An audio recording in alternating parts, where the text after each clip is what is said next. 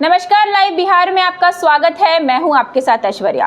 रामलीला मैदान में विपक्षी महागठबंधन की रैली हुई। लोकसभा चुनाव 2024 का आगाज हो चुका है और सभी दल अपने अपने तरीके से चुनाव प्रचार के अभियान में लगे हुए हैं। आज रविवार को विपक्षी दलों इंडिया अलायंस द्वारा दिल्ली के रामलीला मैदान में एक मेगा रैली का आयोजन हुआ।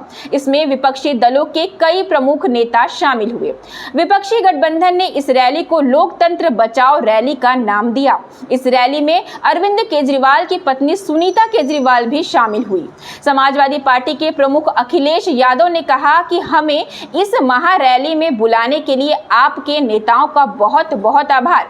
आज हम दिल्ली आए हैं और दिल्ली वाले बाहर घूम रहे हैं। यह समझ लेना चाहिए कि हम सब एक साथ आ रहे हैं और दिल्ली वाले हमेशा हमेशा के लिए बाहर जा रहे हैं। अगर 400 सीट आ रही है तो आपको घबराहट क्यों है? क्यों केजरीवाल और हेमंत सोरेन को जेल में भेजा गया? हम अगर आने वाले का स्वागत करते हैं तो धूमधाम से पिटाई भी करते हैं। पूरी दुनिया में भारत का नाम आपने खराब किया है। राहुल गांधी ने कहा कि हमारे सारे अकाउंट बंद कर दिए गए हैं। नेताओं को खरीदा जाता है, नेताओं को जेल में डाला जाता है। यह मैच फिक्सिंग मोदी जी अकेले नहीं कर रहे हैं, उनके साथ 2 से 3 अरबपति भी है। जनता के हाथ से अधिकार छीनने के लिए यह सब किया जा रहा है। जिस दिन संविधान खत्म हो जाएगा उस दिन देश नहीं बचेगा। अगर हिंदुस्तान में मैच फिक्सिंग का चुनाव बीजेपी जीतती है और संविधान बदला तो पूरे देश जल जाएगा। देश को बचाने वाला चुनाव है। दिल्ली के रामलीला मैदान में हुई विपक्षी गठबंधन की रैली में शिवसेना यू बेटी के प्रमुख उद्धव ठाकरे ने गठबंधन सरकार पर जोर दिया। उन्होंने कहा कि एक व्यक्ति और एक पार्टी की सरकार नहीं चल सकती है, मिलीजुली सरकार हमें बनानी ही पड़ेगी। उन्होंने कहा कि पूरा देश कल्पना सोरेन और सुनीता केजरीवाल के साथ है। भाजपा को लग रहा है अरविंद केजरीवाल और हेमंत सोरेन को गिरफ्तार कर लेने से लोग डर जाएंगे, लेकिन उन्होंने अपने देशवासियों को कभी अच्छे ढंग से पहचाना ही नहीं है। अरविंद केजरीवाल की पत्नी सुनीता केजरीवाल रैली में कहा कि दिल्ली के सीएम का संदेश पता है। उन्होंने कहा है कि केजरीवाल को ज्यादा दिन तक जेल में नहीं रखा जा सकता, वह शेर है। बीजेपी वाले कह रहे हैं कि केजरीवाल को इस्तीफा देना चाहिए। आप बताइए कि क्या केजरीवाल को इस्तीफा देना चाहिए? उन्होंने कहा कि केजरीवाल ने जेल से ही गठबंधन की तरफ से चेक गारंटी है। पूरे देश में 24 घंटे बिजली फ्री, देश के हर जिले हर मोहल्ला में दिल्ली के पुण्य राज्य का दर्जा और किसानों को एसपी और सभी मोहल्ले में अच्छे स्कूल खोलने की गारंटी। कल्पना सोरेन कहती है कि हम आदिवासियों की कहानी लंबी लड़ाई की कहानी है। लोकतंत्र को खत्म करने की कोशिश की जा रही है, उसको समाप्त करने के लिए आप लोग आए हैं। आज संविधान की गारंटी की कौन लेगा? देश में कोई नेता बड़ा नहीं हो सकता, देश की जनता सबसे बड़ी होती है। आपको अपने देश को बचाना है तो इंडिया गठबंधन का साथ देना ही होगा। कल्पना ने कहा कि आज ठीक 2 महीने पहले हेमंत सोरेन जी को गिरफ्तार किया गया था। केजरीवाल जी को 10 दिन पहले गिरफ्तार किया गया था, वह भी बिना सबूत के साथ।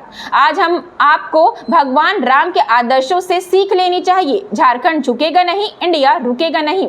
तेजस्वी यादव ने कहा कि जिस हिसाब से देश को बांटने का काम किया जा रहा है, इसलिए हम सबको साथ में आना ही होगा। अब की बार 400 पार का नारा लगाने वाले का अपना मुंह है, कुछ भी बोलेंगे, यह जनता तय करेगी। ऐसा लगता है कि पहले से ही ईवीएम को सेट करके रखा गया है। देश में इमरजेंसी लागू है, किसी को गाली नहीं देना है, लेकिन सत्ता में सवाल पूछने का हमारा अपना अधिकार है, हमारा काम है। इंडिया गठबंधन की महारैली में पीएफ प्रमुख महबूबा मुफ्ती ने कहा कि आज देश बहुत मुश्किल हालात से गुजर रहा है। ऐसा हाल, ना कोई वकील, ना कोई दलाल, ना कोई कार्यवाही, सीधा जेल। 7 कलयुग का अमृतकाल इसी को कहते हैं कि आप बिना कुछ पूछे लोगों को जेल में डाल देते हैं। मैं आपके चुने हुए नेता की बात कर रही हूं, जिन्हें आप वोट देकर विधायक, सांसद, मुख्यमंत्री बनाते हैं। कैसे उन पर भ्रष्टाचार का आरोप लगाकर बिना कोई वकालत और कार्यवाही किए जेल में डाल दिया जाता है। हमने जम्मू कश्मीर में पिछले 5 वर्षों में यही देखा है। तो चलिए, इन तमाम नेताओं की बातें आप लोगों ने तो सुनी होगी। आपका क्या राय है, इसे कमेंट बॉक्स में जरूर बताएं।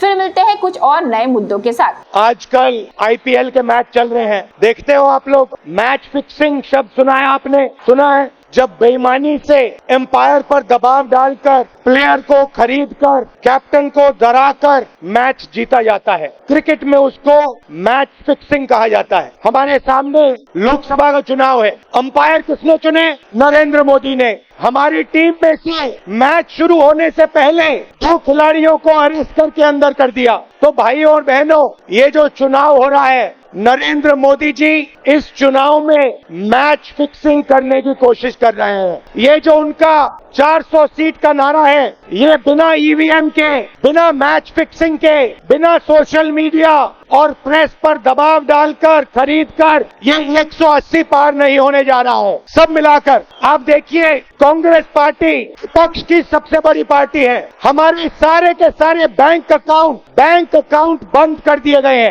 चुनाव के बीच में देश की सबसे बड़ी ऑपोजिशन की पार्टी के सारे अकाउंट बंद कर दिए। हमें कैंपेन चलाना है, हमें लोगों को प्रदेशों में भेजना है, पोस्टर लगवाने हैं, सारे का सारा जो हमारे रिसोर्सेज हैं, बैंक अकाउंट बंद कर दिए गए। तो ये कैसा चुनाव हो रहा है? नेताओं को धमकाया जाता है, पैसे देकर सरकारों को गिराया जाता है, नेताओं को जेल में डाला जाता है। केजरीवाल जी को, सोरेन जी को, ये पूरी की पूरी मैच फिक्सिंग करने की कोशिश की जा रही है। और ये मैच फिक्सिंग सिर्फ नरेंद्र मोदी नहीं कर रहे हैं, ये मैच फिक्सिंग नरेंद्र मोदी और हिंदुस्तान के 3-4 सबसे बड़े अरबपति मिलकर कर रहे हैं। ये सच्चाई है। और ये मैच फिक्सिंग क्यों हो रही है? भाइयों और बहनों, इसका सिर्फ एक लक्ष्य है कि हिंदुस्तान का संविधान, जिसने इस देश के गरीब लोगों को भविष्य दिया, सपने देखने का हक दिया, उस संविधान को हिंदुस्तान के गरीब जनता के हाथ से छीनने के लिए ये मैच फिक्सिंग की जा रही है। और मैं आपको बताना चाहता हूं कि जिस दिन ये संविधान खत्म हो गया, उस दिन ये हिंदुस्तान नहीं बचेगा। इसको पुलिस से, धमकी से नहीं चलाया जा सकता है। ये जो संविधान है, हिंदुस्तान की जनता की आवाज है, हिंदुस्तान के दिल की धड़कन है। इसको जिस दिन खत्म कर दिया गया, उस दिन यहाँ पे हिंदुस्तान नहीं बचेगा। अलग अलग स्टेट हो जाएंगे, हिंदुस्तान नहीं बचेगा। यही इनका लक्ष्य है। ये सोचते हैं कि संविधान के बिना धमकाकर, डराकर police, CBI, ED, income tax department के साथ देश चलाया जा सकता है। ये सोचते हैं मीडिया के बिना देश चलाया जा सकता है। आप मीडिया को खरीद सकते हो, आप मीडिया को दबा सकते हो, आप मीडिया के रिपोर्टर्स का मुंह बंद कर सकते हो, मगर आप हिंदुस्तान की आवाज को नहीं दबा सकते हो। इस आवाज को कोई नहीं दबा सकता। दुनिया में कोई ताकत नहीं है जो इस आवाज को दबा सकती है। भाइयों और बहनों, बीजेपी के एमपी ने कहा कि जैसे ही हम चुनाव जीतेंगे, मैच फिक्स करके 400 सीटें जीतेंगे, वैसे ही हम संविधान को बदल देंगे, संविधान को रद्द कर देंगे। ये ऐसे ही नहीं बोला गया, ये टेस्ट करने के लिए, आइडिया टेस्ट करने के लिए बीजेपी के एमपी ने बोला है। ये लड़ाई संविधान को बचाने की लड़ाई है। जैसे अखिलेश जी ने कहा, संविधान चला जाएगा, गरीबों के हक चले जाएंगे, आरक्षण चला जाएगा, और जो आपका धन है, गरीबों का धन है, किसानों का धन है, मजदूरों का धन है, वो 5-6 लोगों के हाथ में चला जाएगा। नोटबंदी की, जीएसटी लागू किया। मुझे बताइए, जीएसटी से, नोटबंदी से किस गरीब व्यक्ति को फायदा हुआ? किस छोटे दुकानदार को फायदा हुआ? किस किसान को फायदा हुआ? किस बेरोजगार युवा को फायदा हुआ? किसी को नहीं। 40 साल से सबसे ज्यादा बेरोजगारी हिंदुस्तान में आज है।